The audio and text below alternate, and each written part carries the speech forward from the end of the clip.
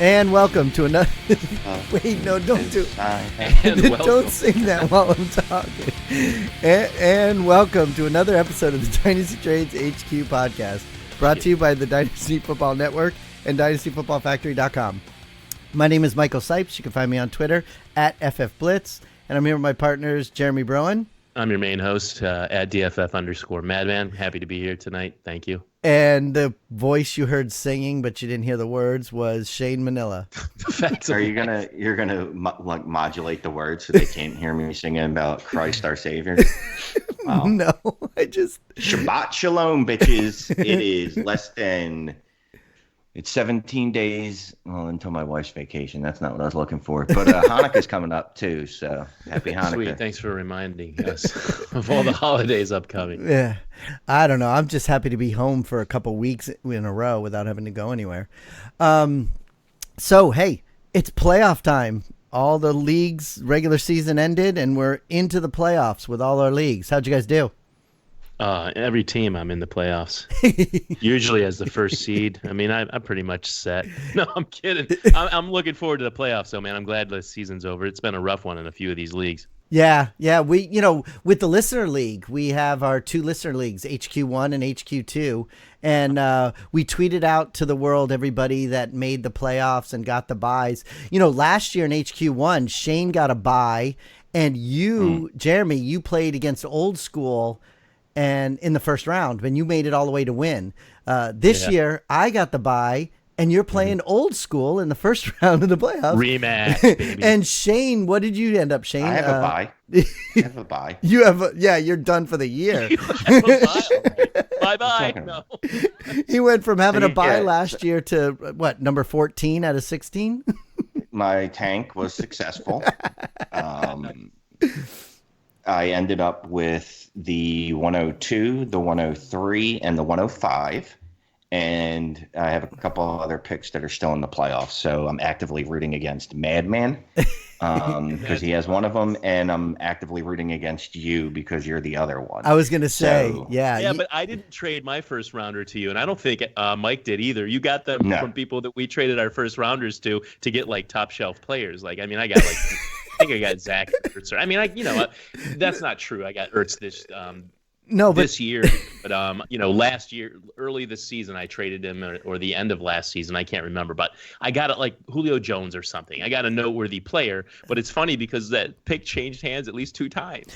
What's funnier about what you said is when you said we traded him for blue chip players, implying that Shane didn't have anything good enough to trade. That's what it means. Trade directly with him. Yeah. I think I got Galladay in the trade I did for mine or something like that. I don't remember now either, but yeah. I ended up with the first seed, and Russ ended up with the second seed, Dynasty Outhouse. So that's amazing, right there. Yeah, the two of us get the buys. I just thought it was funny that you're playing against Old School for the second year in a row in the first round of the playoffs. And I don't have the team. The points I was scoring last year, I don't have the team. I doubt I make it to the title game. I doubt I win. I mean, hopefully I go into the playoffs, but that team's pretty shaky. I'm lucky to even be in the playoffs in this one. Yeah, in HQ2 league, where in that league we didn't split up the teams like we did in HQ1. Yeah, team effort. Yeah. Right. So, and we got the third seed, and we're playing in the first round against Rob Walsh. So it's funny about that league is we drafted together. There was a lot of discussion during the draft. Right. And I don't know if that was our first or second team ownership draft. I don't remember if that was it was first. That went better than the DFB one that we'll get into. But yeah, and then you guys kind of let me just do whatever I wanted. But I will say this, knowing that I had co-owners, I was a lot less aggressive with trading. Well, I wasn't interesting. Yeah, the only trade the only big trade I made is at some point during the season, I traded away our 2020 first and I believe a second or something else for soon to be wide receiver 1, DJ Moore. Yeah. And I didn't think either of you would have a problem with that, so I didn't even ask. I just did it. No, I think and also I know your feelings on picks. Yeah. And I believe we are the 3 seed in that. Yes, we are. So it's looking like it's the 111 at the moment, right? Yeah. I don't know how to do math. So it's a that's probably 14-team not right. league, so no, it's the 112. Yeah, we learned our lesson with Exactly. HQ1, 16 teams. It was just a bit tough for some people, including some of our listeners, but the 14 seemed to be more of a suitable number. And I'd love to help you more, or work the team with you, but it's just hard in some leagues to co-own with people. It just sometimes doesn't. Co-owning sucks. It just depends on it depends on the composition of the co-owners, as well as the context of the league too. Like Mike and I co-own in a couple places, and I don't think we've had any real problems with it. I mean, I think it's worked smoothly. The context for me is I hate sharing. Yes, that's the theme right there. That's definitely part of it. So in the DFB league, I wouldn't make any trade. I don't even make offers without telling you guys. Yeah. We're usually running them by you. But that's gone better since the draft. I mean, we've kind of developed a rapport in a way, and we've never really gotten robbed on a trade because we bounce it off the other guys. We never do anything really impulsively. I'd prefer to just run my own team, but it's interesting. I have a couple teams where I have co-owners, like a couple guys manage one guy manages my IDP on a couple teams, and then Mike and I co-own. And honestly, it's like we've kind of helped each other not make bad decisions, and it's kind of like got us more toward the middle. And I think just about every move we have made seemed to be the better side in each case. So I enjoy that because it's just a different approach. It's been different than just me making all the decisions. I don't know what you think, Mike, but I think that's what's cool about HQ2. We're competing, and doing well in that against the listeners, and you've pretty much been the coach all season. I'll say this. I think what when Shane says he hates it, one of the things I thought would happen. I don't hate it. No, but one of the things I thought would happen is we would have more conflict, but we never did. It seemed to be kind of like, okay, that's fine. Yeah, let's do it. I think having a 3-person co-ownership instead of but also as long as all 3 people agree that if it's 2-1, just go with it, and that's pretty much what we've done. But Shane, Jeremy, I even remember when we first set up HQ2, we even said we've got so much going on, blah blah blah, and Shane, I know you want to do this. We're gonna put you in charge, and we'll be there to help out. So yeah, we did a warm transfer. Yeah. So you were like, please hold. Yeah, you were kind of running it that way, I kind of like this. And then maybe in HQ3, if you two want to co-own a league, and then I'll just go off on my own and have your own team. Yeah, I'll do that. I'll Jeremy. be the HQ, and then you guys could be the trades section. Yeah, I'll do. That's fine. We were going to talk about doing a HQ3 in the off season, but I guess we're going to. You let the cat out of the bag right now that it's going to be something that's going to happen. Foreshadowing. So, yeah, of course it is. Of course it is. So we got not a lot of news, but just a couple things I thought were interesting. I wanted to discuss, and the news is brought to you by DynastyTradesHQ. So if you hear me spitting out all these cool stats about air yards and juke rates and adjusted yards and all that good stuff, it's probably from that's not a word. It's probably from DynastyTradesHQ. And if you go on their site and use the promo code TradesHQ, you will save yourself money when you sign up. So go do that. It's a great site. I love it. I won't tout it to you if I didn't. I love it hard, in a special kind of way. A man loves a fantasy football data center site. We've been talking about getting some drops taken out of the shows. I think I'll mark this down right here where Shane says I love it hard, and I'll take that out. But the first news story we had here was Jameis Winston. I just see you guys shaking your heads, but I know, Shane, you wanted to talk about a quote that Aaron said about him. Well, so Bruce Arians was pretty non-committal. I'm going to look up the actual quote because the one I found on Twitter isn't really conveying how meh he was about the whole situation. The greatest thing about him is, the best thing about him is that when he just plays within the script and doesn't try to get creative, and Waldman pointed that out, and I think I said that on another show, so sorry to be redundant, but I do think that's the case. If he just sticks to football and doesn't try to get creative, doesn't try to be, Patrick Mahomes, Lamar Jackson, even Cam Newton, and just like throws a football or moves out of the pocket and tries to do something smart, things might work out. But when he tries to be creative, it goes horribly wrong. Like he's like the guy who wants to be a painter, the person that wants to be a painter that has no idea, like has no, talent in that area. Just like throw the football, dude. Hand off the football. That show that you mentioned it on was ours last week when we were talking about quarterbacks. Because I thought that was great that Waldman pointed that out. I respect his analysis, and that's like spot on. I mean, that's right. Jameis Winston. Like, don't do that. I still think it's fun to watch, but yeah, this week it hurt you with his 10 points. So did you find the quote, Shane? Yeah, so they asked Arians, if he could state unequivocally that Winston is Tampa Bay's starting quarterback going forward, and he said, I'm going to pass on that one. No, he didn't. Those right words? I'm going to pass on that? And then I'm going to wait until the end of December. So and it's funny because that's part of the reason he came there. That was part of the allure, was that, his relationship with Winston, and he thought Winston was a good quarterback, I guess. And I guess after spending a full season with Winston, he's decided, maybe not so much. Because Winston does lead the league with 20 interceptions. I don't know how many fumbles he has, but he has quite a bit of those too. Brutal. Yeah, I feel bad. I thought that was just a funny quote. It's pretty non-committal. Yeah, I'm going to pass on that one. Like, if I would have said it, that's how I would have said it. I would have been like, I'm going to pass on that one. Well, you go from one emoji of meh to another emoji of eye rolls because you were talking about Ronald Jones also.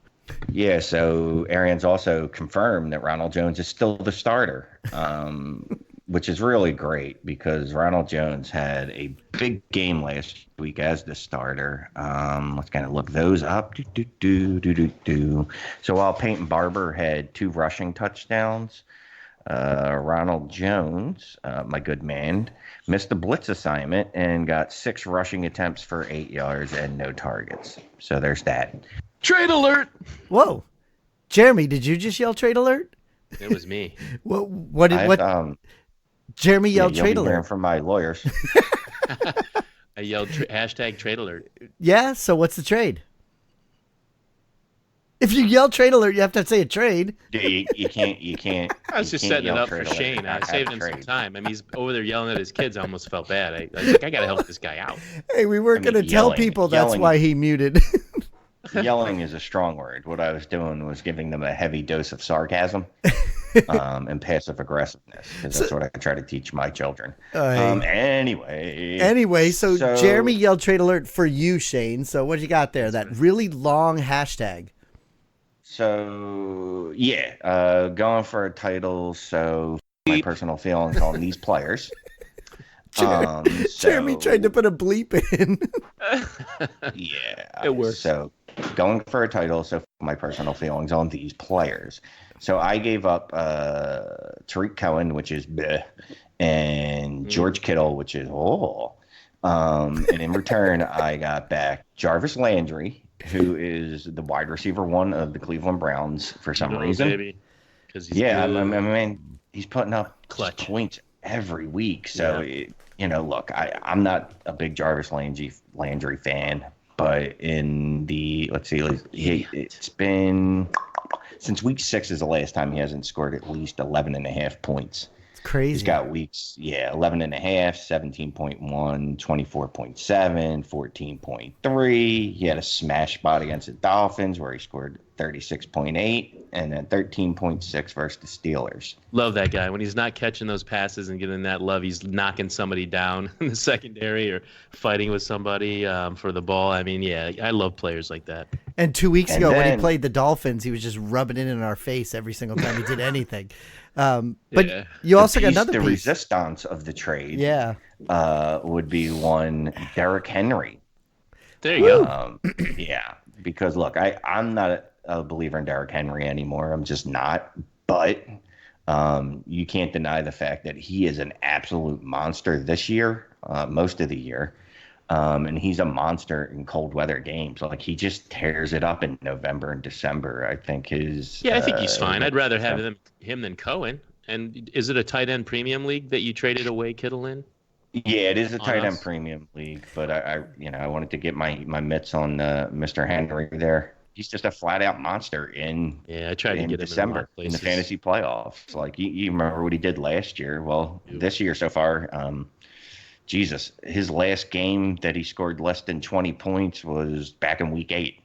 Yeah, so that was that was with our friends over there at Dynasty Warzone. It looks like you traded with them. So so essentially you gave up George Kittle to get Derrick Henry and Jarvis Landry. So that's good. Yeah, I was trying. And you know, what's funny is I was trying to get, and sometimes I get trades confused because there's so many of them. I think I was trying to get Steph Diggs out of them, but Landry's more consistent.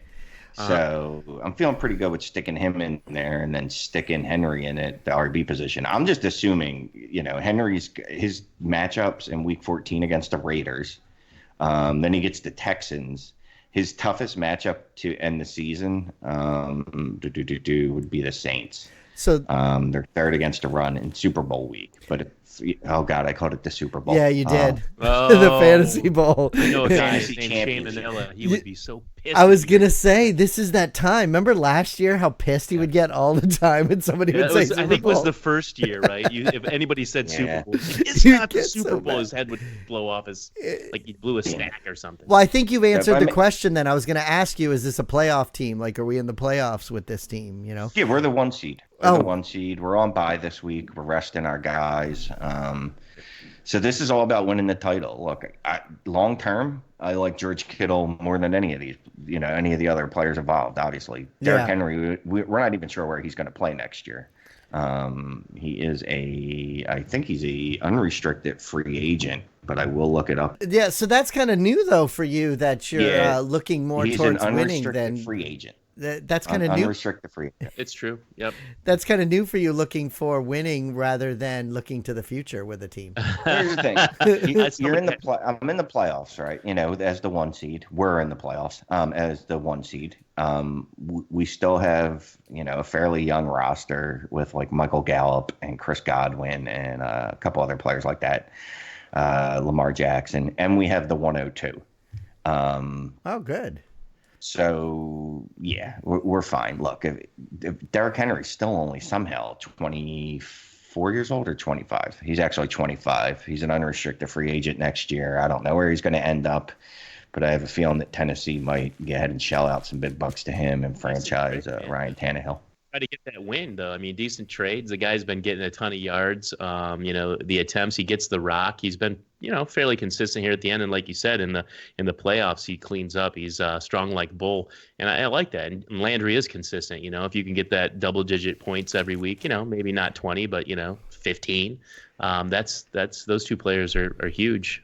Yeah, I was going to say, part of the reason why I asked you if there's playoff team is because, unfortunately, there are still some of these leagues where, you know, they have the trade deadlines. So, you know, if you're not in the playoffs or they don't let you trade. So that's why I was asking. But to me, again, this just kind of points out why you should allow trade deadlines all year round.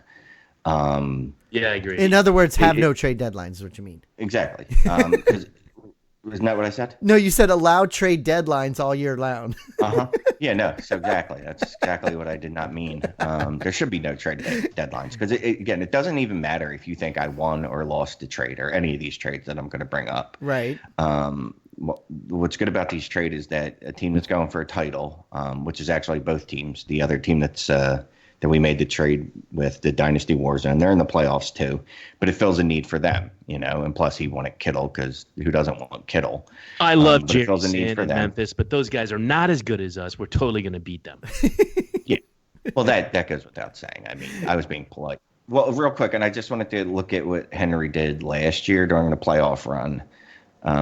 So if you look at his 2018 stats, which would be last year, in week 14, he went for 47.8, which is pretty good.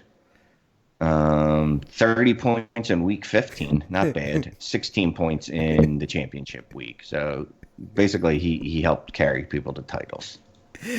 I'm sorry, I'm laughing because Jeremy's falling asleep when stats start coming out. So, you know, some are good. Some are good. I like some of them, man.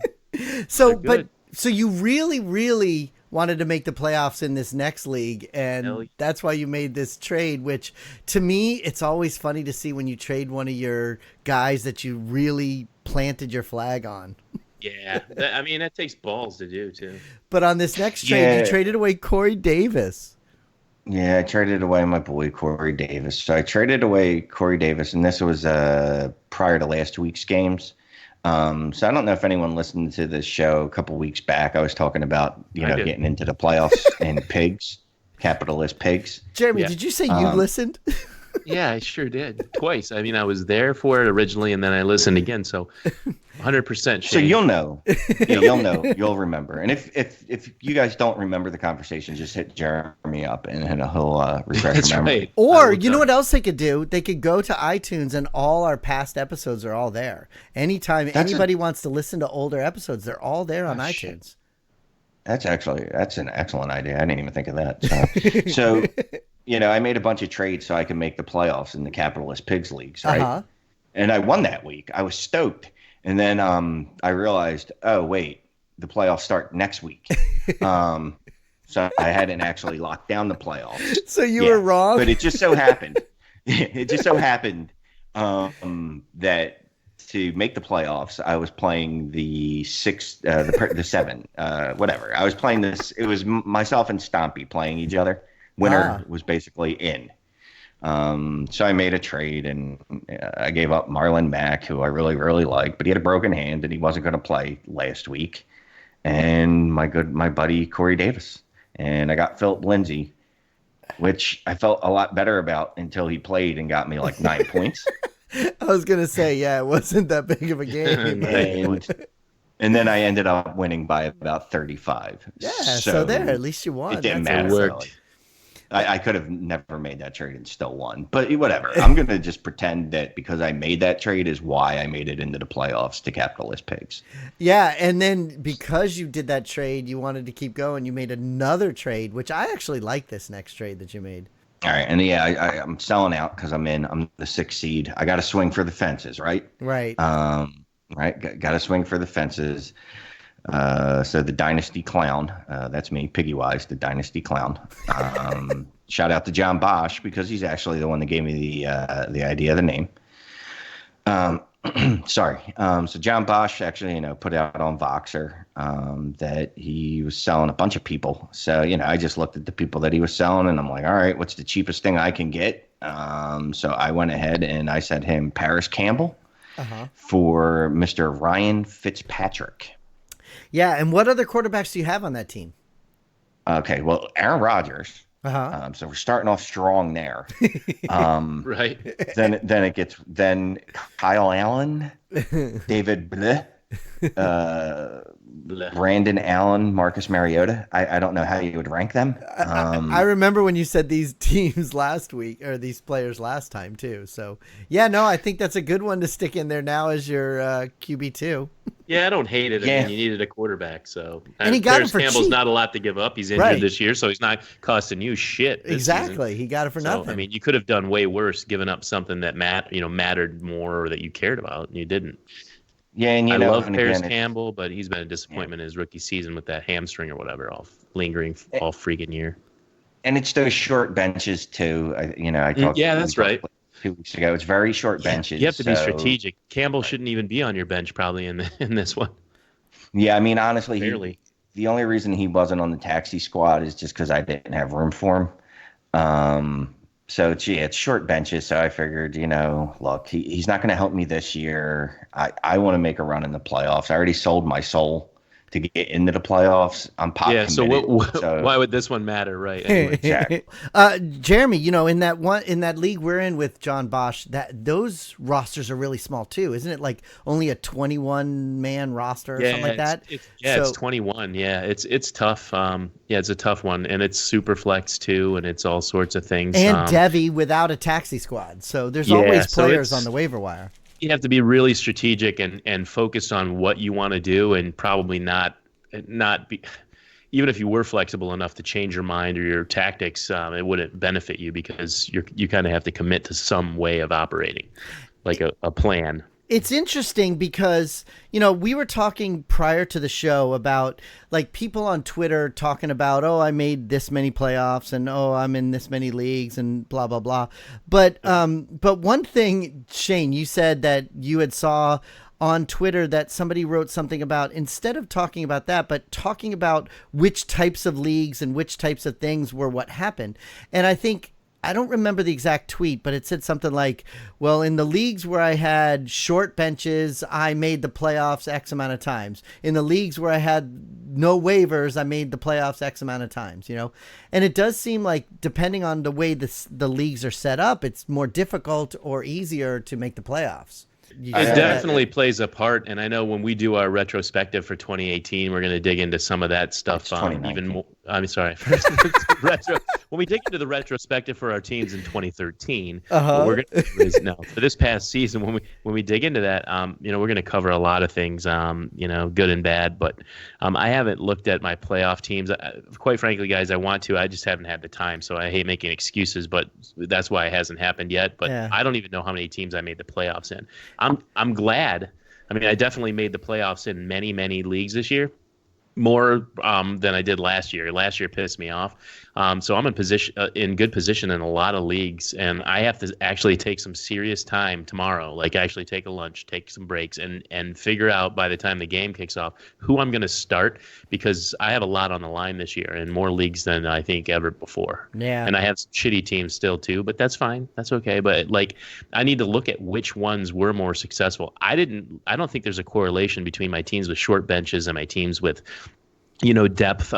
I'm sure I did better on the teams, or as well with the deeper teams as the shallower benches. The reason I say that is it really kind of starts with startup drafts and building it over time. So I highly doubt it's the teams with the short benches that I notice that more. But I definitely did pretty well in best ball this year, which isn't the case every year. So it's going to be cool when we get to look at that stuff. But those are the kind of things on Twitter that I want to see, not people bragging about their feathers in their caps or notches on their belts about how many leagues did they leave out that they didn't make the playoffs in.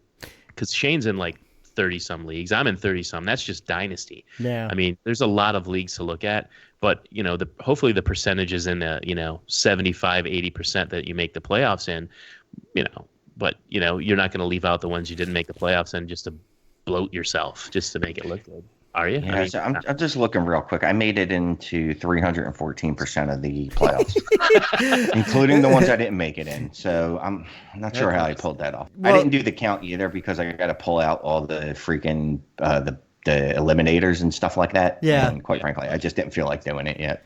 Well, the cool thing for me when I was looking them over was I didn't realize how many IDP to non-IDP leagues I had that are leagues that I care about. Like you just said, I have a bunch of eliminators and the charity stuff, Scott Fish, stuff like that. Absolutely. Yeah. But in my main group of leagues, I have 11. That's it. I have 11 leagues. But it turned out that I think 4 or 5 of them were non-IDP and the other ones were all IDP. And I didn't realize I had as many as I did, one IDP league is one too many. Yeah, there's one too many. And I know how Shane arrived at that 310%. Yeah, because he doesn't know how to do math. It's a matter of looking at the Dynasty Trades Value-nometer and evaluating all your rosters through that tool. Yeah. We definitely – so I put in a lot of work on the Value-nominator this weekend. Now it's Value-nominator? Oh, I'm sorry. Well, that's a component of the nominator. Oh, my God. So I was putting in I hope to have that ready by the off season. I did see you talking in different DM threads to people trying to get people to help you build one. You know what? Before speaking of DM threads, a lot of those DM threads are based on our website, DynastyFootballFactory.com. And before we go on to the rest of these trades, which I see the next one says there's always next year, so I'm assuming Shane's trades are going to be for teams that didn't make the playoffs. But before we get to those, why don't we hear about the deal that's going on with Dynasty Football Factory and DraftKings? Free year membership to Dynasty Football Factory, which if you're not already a member, you should take advantage of this DraftKings promo because it's fucking worth it. our Devi guys are cranking out some shit. We put out an article today on Albert Agalaban Okawanja Bananam. Well, I don't know who that is. He's a tight end that Kane's big on. We got some Jalen Rieger stuff, some Laviska Shenault. A lot of guys are starting to declare. This is the fun season. Look, man, this is the great time for fantasy football. So you got to make sure you're a member of the Dynasty Football Factory. Said some good shit. All right, well let's some good shit. Well, let's hear the promo.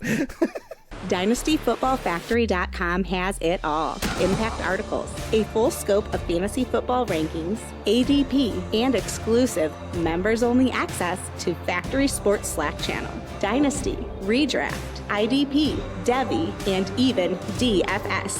A Factory Sports membership unlocks it all, and annual memberships are free. That's right, we've partnered with DraftKings to bring you your annual sports membership for free. Just go to DynastyFootballFactory.com/shop and click on the DraftKings membership promo.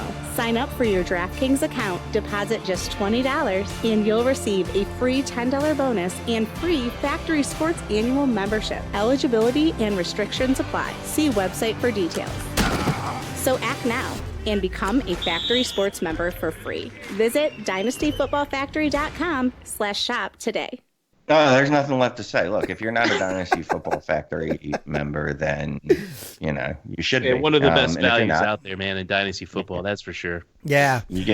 Look, imagine getting to read everything. Well, not everything I write, but most of the things I write, and then other writers like Samuel Wallace. Why would they not be able to see everything that you write?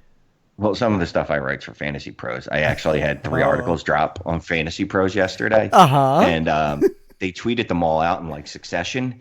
And I was like fighting off in Twitter guys like left and right. Like Patrick Lard sucks. Darwin Thompson's trash. Why would I want Raheem Mostert? And I'm like, oh my God, it was coming from all angles, man. Wow. And I'm like, look, Patrick Lard, Lard butt. He put up 16 points last week. He scored 11 points 2 weeks prior to that. Kalen Ballage is finished for the year. Miami will be down in football games a lot. They have a terrible defense, worst defense in the league. They give up the most points. So Patrick Lard, as a receiving back out of Cal, rookie, undrafted free agent, is a good value, someone that you could flex. And people were coming at me like I had said, Mother Teresa basically was not a nice lady. Said. I mean, you don't even have to have common sense. Everything that you just said, if you're playing fantasy football, the first players that get picked up on waivers this time of year are guys exactly like that. The first guys that are bid on as soon as they become available and there's an injury and they're the next man up, the next running back up. Those are the guys that get the money thrown at them. You're not saying anything that isn't true. He's a guy that you want to have and flex him. Everybody has injuries this time of the year. Why wouldn't you want to pick up, Patrick Laird or another back in a situation, Benny Snell? I mean, you have to go for these guys. It doesn't matter if they suck. It doesn't. I mean, are you trying to win? It only matters that they're the starting running backs on a team that has to run the football. That's it. And I don't think. Here's the thing, though.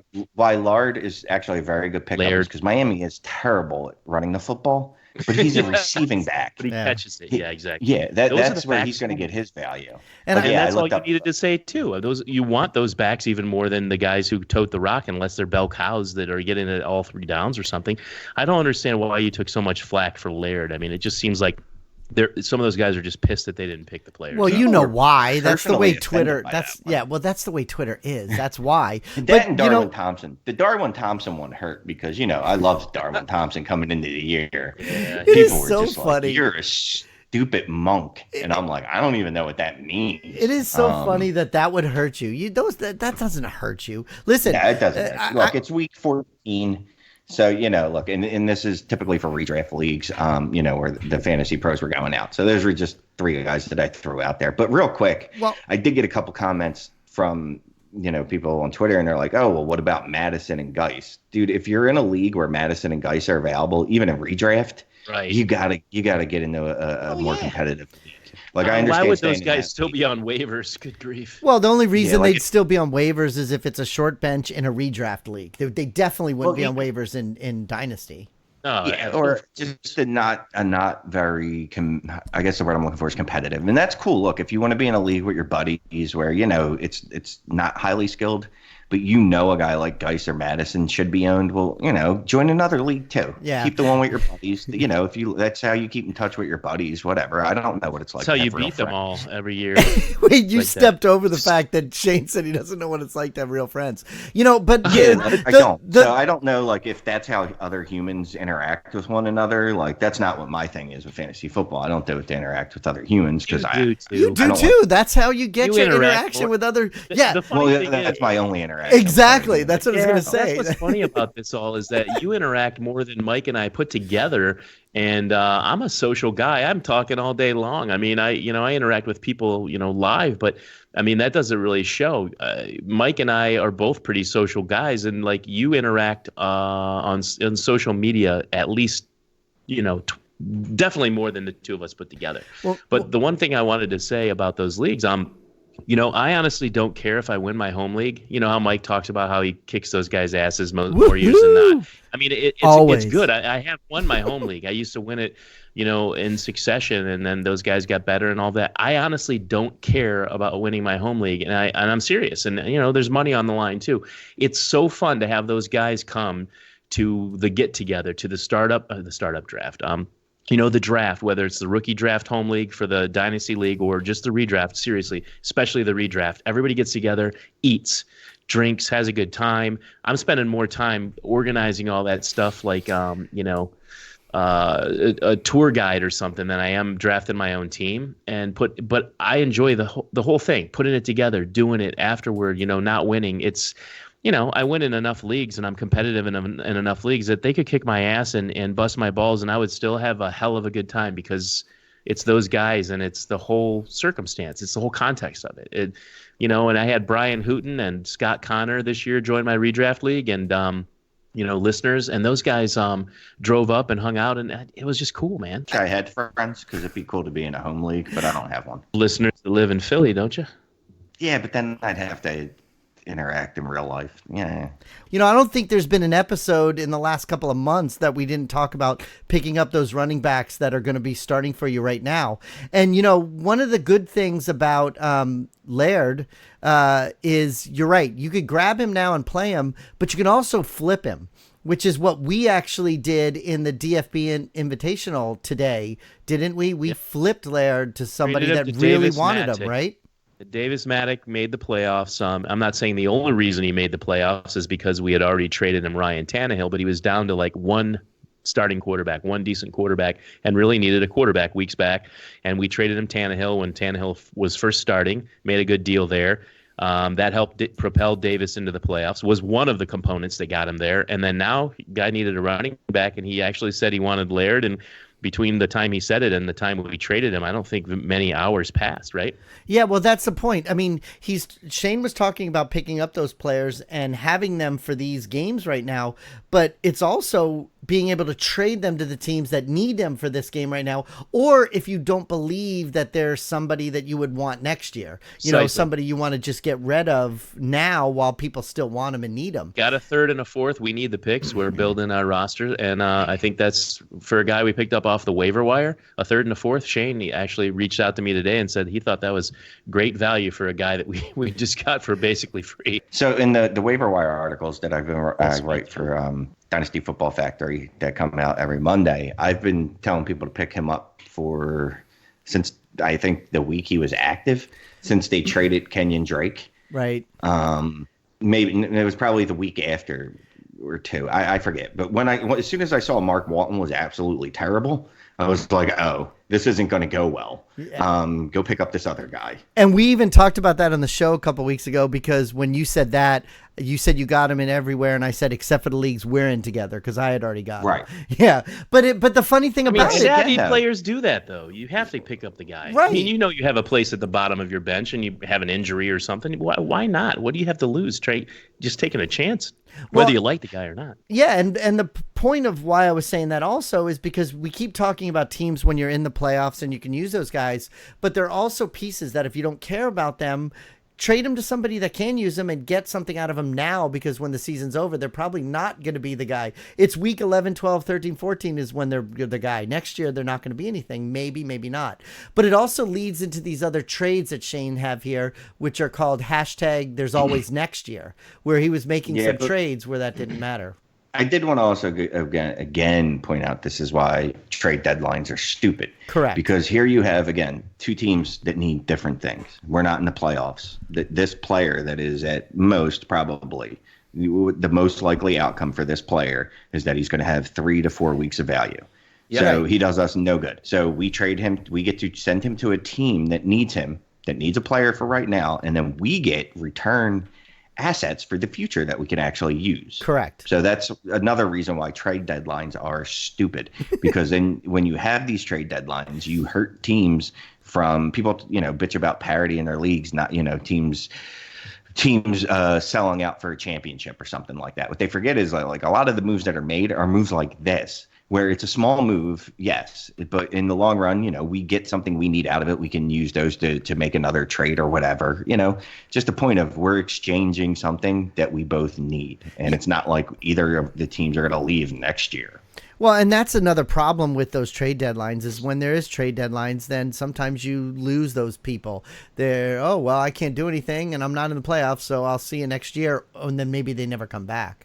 But right. Yep. And that's the other thing. Yeah, exactly. Like you said, that's a good point. Like, and I've never even thought of that. Is like, what's my motivation to pay attention if I'm not in the playoffs right now? Right. Like, why should I even check in on that league? We've talked about that before. If you're in a league with people that and just like Mike was alluding to, you have to let people. You have to have a free market and let people do things. If you want people to stay in your league, that's the way to do it. Give them as much freedom as possible.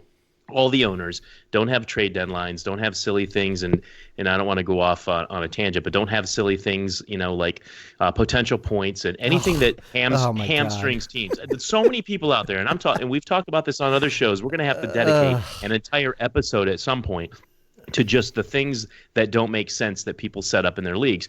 A lot of smart people. Very successful people. They really, and people that we know that are commissioners that do a good job with creativity and all that, love potential points. Some of them still support trade deadlines. These things don't make the marketplace, your league, better. They definitely make it worse. We can give reasons why, and we will. But those kinds of things really they shrink the market and they make it less likely less likely that people will make moves, less freedom as owners to do things. So they're not thinking about the greater good of the entire league when they enforce those things. If they were, they wouldn't pull that shit. They would definitely not. Yeah, and I think, like you said, we'll have plenty of time in the off season to do themed shows, and we will do some themes about setting up, because there will be people, no matter what we all say, by the time like the end of January comes around, February, there's always that itch, like, oh, I want to do a startup, even though we don't want to be in any more leagues. They want to do a startup, and that's going to start happening. Sure.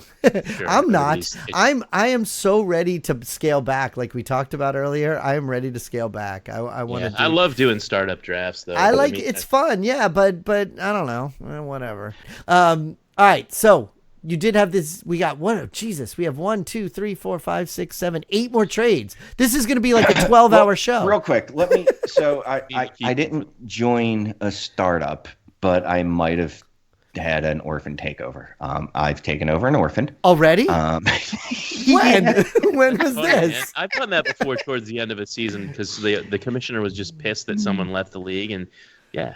Well, so the season's still going on, and you took over an orphan already.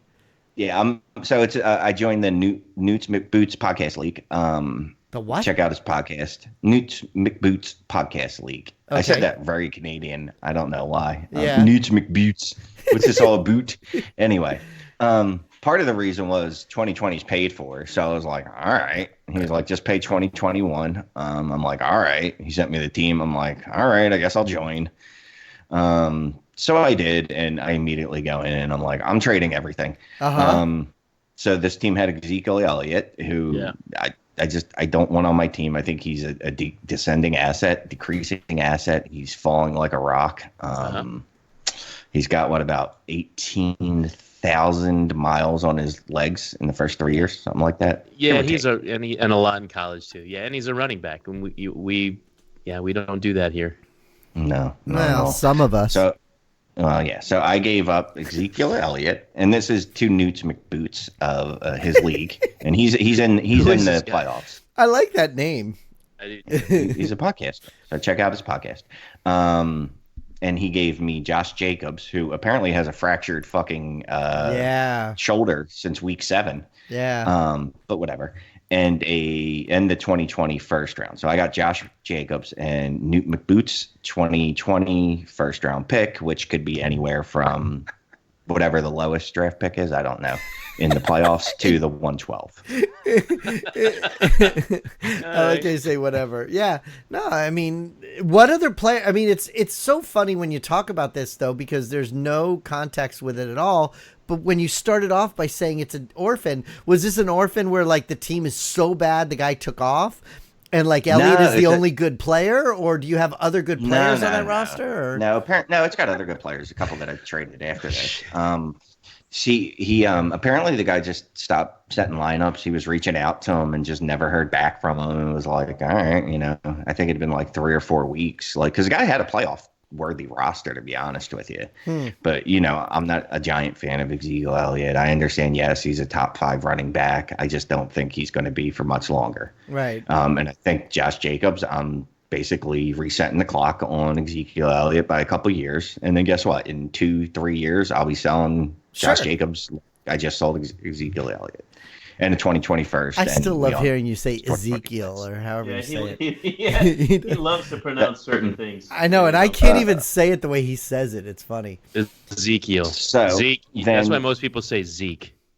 Yeah, well, I can say his name, gosh darn it. It's Zeke. biblical. All right, so in that orphan takeover, you did another trade too, right? Or no? Yeah, did another trade. So I gave up Darius Juice and now you're just doing it on Ridley. Yes, Calvin Ridley and Darius Geis. And this is for who? I think this guy's a playoff team. The 2020 102 and a 2020 first that's still in the playoffs. So again, I don't know how the math works on that. It could be anything from something to the 112. 9, 10, 11, 12. All right, so like you that. traded away Ezekiel Elliott, Darius Geis, and Calvin Ridley to get Josh Jacobs and 3 first-round picks, including the 102. Correct. That's not bad, man. No. Yeah, I don't like you, but I think I'd rather have Zeke, Geis, and Ridley. But I mean, if you want to get away from Zeke and get those picks and get Jacobs, yeah, I mean, I can't fault you for it. It's a decent pick. It's a decent trade with some good picks. And you know what? And what I've learned is you don't have to have rookie picks in every league you're in. No shit. But it's fun just having some teams where you have a ton of rookie picks. You know what I mean? Like that way, it's like, all right, I got my shares of these guys. I don't need to go sell. Because if you hit on most of them, you set yourself up so nicely. Do you know what the odds are on hitting on most of them? Hey, I'll tell you what. The odds might not be good, but Shane can attest to this. And I'm fine with tooting my own horn, but in that contracts league, the high stakes league, Shane, where I finished first and we're in the playoffs. Actually, I shouldn't have lost the one game I did. I should be a full game ahead. But at any rate, I drafted all kinds of players, and I think the worst one that I came away with was J.J. Arcega-Whiteside. I drafted a bunch of wide receivers: Terry McLaurin, Deontay Johnson, A.J. Brown. I came away with a lot. Devin Singletary. I came away with so many players out of the first 3 rounds of that draft, and I kid you not, one player is arguably meh. Yeah. A Shane, I'll give him a hard Shane meh. Yeah. But really, and JJ, I think I did well, man. Look, not every rookie wide receiver is going to come out of the gates. In fact, most of them won't. Yeah, I still like Whiteside. I do. Yeah. Yeah. So, yeah, I mean, he's a guy, like, definitely if you can buy low or whatever right now, I'd still be buying. But, yeah, no, what I'm going to do is every draft I'm in that I can get DeAndre Swift, Najee Harris, guys like that, I'm just loading up on running backs. Like, yeah, Jerry Jeudy might be great. There's a pretty good chance I'm not going to own him in many leagues. See, for me, though, I mean, I've said it before, but I'd rather have the players right now and win now and then worry about getting those fucking picks in January, February, March. I'll figure out a way to get picks then. Oh, and we'll see, man. Not this class. The hype, the hype's been out there since last year. Yeah, and that's before the combine. But what happens is now. Yeah, but what happens is the hype gets so hyped right now, and everybody gets so excited, and then there's that lull in January and February. I actually want people to get hyped up. Well, I do too. Shane's always trading exactly. for picks. And I think I'm just using what I did in that one league as a testimony to say that what Shane's doing is possible. When you come out of your highest pick is the 105, your last pick is a 211, and you come away with things like Paris Campbell, A.J. Brown, J.J. Arcega-Whiteside, Devin Singletary, Deontay Johnson, and Terry McLaurin, that's pretty freaking sweet going forward. Not all drafts go like that, but it's possible to come away with a bunch of picks in the first couple of rounds like that, loading up, getting people you like that you believe in, and missing N'Keal Harry by one pick kind of thing like that. But getting lucky and somebody taking Andy Isabella before you take A.J. Brown, thank you very much. Getting Devin Singletary at the 205, I still think that was a freaking awesome pick. Wow. You can, if you do your homework, you can come away making the trades like Shane did in the HQ1 and some of the leagues he's already done that, and draft smartly, at least have some strategy about it, and have a team that just like you turn it around like right now. And I believe I agree with what you're saying, and yes, there's some luck involved, obviously, in what you're saying. But for me, I just have more fun worrying about that in January, February, March, and getting those picks. Yeah. I mean, even Devin Singletary, I didn't have any picks in most of my drafts, and I traded into almost every fucking draft, and I got him. And so for me right now, even though we talked about earlier not talking about what we've done and whatever, but right now, out of those 11 leagues I have the number 1 or number 2 seed in 6 of my leagues. So I've got a bye in 6 leagues, and almost every one of those I traded away picks to get players to win. And then when January comes around, I'll fucking trade some of those players to get picks if I want to. No, you can still win from the wild card. Well, spot. you can say we'll see, but the point is the way you're talking about it is that's not the only way to do it. There's another way to do it. I'm just encouraging people to, do it. Have the intestinal fortitude to make a wholesale change. Don't pussyfoot around with it. Do what Shane did and actually go for a bunch of, early picks and make it worthwhile. And not only is it fun to prepare for and fun to do that draft, but you're going to turn your team around. Why have your team be, team 6, 7, 8? Yeah, but I'm not talking about those kind of teams. I'm just saying in different situations. Yeah, of course. If you have a middling team that's not going to do anything, then do what he's doing, of course.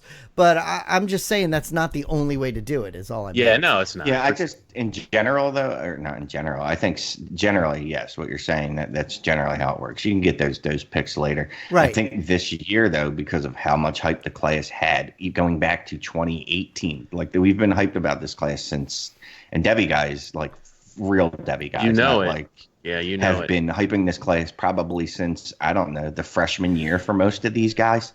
Well, it's just grown. It's just grown, yeah. Yeah, and Cam Akers is a player that I was hearing about from our, the Debbie Watch guys who were with us back then. I've been hearing about Cam Akers since I was with DFF. Yeah, the guy's 20 years old. And I drafted him in that Devi league that you guys made me do when we were in the beginning of DFF. We all had to join that Devi league. But I get that part. I just like the ebbs and flows of when I feel it's time to go after the picks, and I just usually do it later. I agree. I'm just saying. I think that's a solid strategy too. But I don't think it's going to be as possible this year. I think what we're going to see a lot next year is a lot of teams that are just completely young guys, and then a lot of teams that are completely veterans. But I think these picks are going to be really hard to buy. I mean, and maybe that's true, but then maybe that's the fun of it. It's the psychological fun of figuring out in your league how you're going to be able to do it, and maybe that's, to me, more fun. I don't know. Everybody plays it differently. Shit out. I just want to do it the easy way. I'll do it now. And having trade deadlines is going to affect that too. But I mean, you have those deadlines, because right now, if if I'm in the playoffs, or either I just missed, or I'm the last, say I'm the 6th team or something, which I am, an HQ1, I'd just as soon trade somebody of value if possible. Good. to get something, because I'm not likely to, I want to have that option. If there's a trade deadline, I don't even have the choice. Yeah. Well, let's do something. To back out and trade and make something happen. I'm sitting back in HQ1 right now. I'm sitting back because I got the number 1 seed. So send me an offer. Let's do something. I don't even have anything left to sell. I know. Anyone Shane, Lock? Shane is traded. It is so funny though when Jeremy said like how you got certain picks. I don't remember, but I'm pretty sure you have all of mine. But I have no idea. Yeah, you got them from the people you traded them to. Yeah, originally. I know, but and then he ended up with them. Plus, he went to the secondhand store to get your first and second round picks. Plus, Shane and I did quite a few trades in the early part of this year. I remember we did a few trades in that league. So listen, we still have clear early. Yeah, that team was not going to compete, and I made the determination. A year early. I am going to need to. But it's so funny. How did you go from getting the first round bye last year to being the worst team ever? That team. Well, that team last year. When I looked at it after I lost in the playoffs, I looked at the team and it was so top heavy. Yeah, it was like Odell Beckham Jr., a couple quarterbacks, and like a couple pieces, and in a 16 team league where you start 12, 11? Yeah, I don't even know how many people we start. I looked at the roster and I said, all right, I got lucky this year. It's as simple as that. Like a couple guys had really excellent years. But it was literally like 4 guys carrying that team. Didn't we meet and it just wasn't in sustainable. the championship game last year? No, not the championship, but you guys played in the game right before the championship. Yeah. Oh, that's right. And the cool thing is, my friend Greg, he took over a team that was the worst team, and that guy left, and he made the playoffs. He's not the 1 seed. No, he's the 6 seed, but he did a lot of trades, including trades with you. I know you two guys did some trades. So I traded with him too. I think I got. Would I get Mike Evans from him or something? I don't know. Yeah, no, I have Mike Evans, so you didn't get Mike Evans from him. Greg's is the 4 seed. I'm the 6 seed. Greg is the 4. I didn't think I was going to make the playoffs. In the last 2 weeks, I did okay, and I actually skated right in to be that last position. You were tied. You were tied with that 6th spot, but you beat Fool's Gold in the head-to-head. You're damn right. So we still had some trades left, but we'll push those off to the Patreon show. Yeah. Yeah, you know what? So if you're not a patron, come be a patron. Become a patron, yes. Yeah. We have the group me chat. Then we have the uncensored version of this episode where you'll get to hear the song I was singing. Beginning. Hang out. And not just that, you also get the bonus podcast every week. And we'll even consult with you. Michael will come out and hang out with you. I will, especially in Vegas. Yeah, if you live in Philadelphia, I'll pretend that I'm busy and I got something to do. I'll definitely hang out with everybody. Come to Vegas for the draft because I'll be there. We'll definitely hang out. The other thing that we do also in the Patreon thing, we let them know about some of the things before other people, including when we get ready for this HQ3 league. We'll be offering it to them. Listener League. We'll be offering it to people there before we send it out to the... we lost Jeremy. So we lost Jeremy. Wait, we lost Shane too. What the hell? Geez. Somehow we lost the internet and now we just got it back. So let's just wrap this up really quick, Jeremy here. So, come see us in Vegas, like we said. Check out our website, dynastyfootballfactory.com.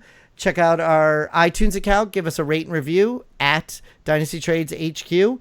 Check out our Twitter account at DynastyTradesHQ. Any other things you think we should tell them, Jeremy? Well, stay tuned for some upcoming shows. We have some pretty cool stuff planned. We'll try to drop some things on Twitter to allude to what those are, but we don't want to say them all right now. But we have some cool stuff coming up with our patrons, holiday show, and some other special stuff. And we're going to be announcing some new things for our store just in time for the holidays. Awesome. So thanks for listening, and we're going to go try to do a Patreon account. We'll try to get Shane back on. And right now, instead of saying say goodbye, Shane, I'll say goodbye, Jeremy. Yep. Say goodbye, Shane. Bye, Jeremy. All right. See you guys. Bye. Thanks for joining us. See ya.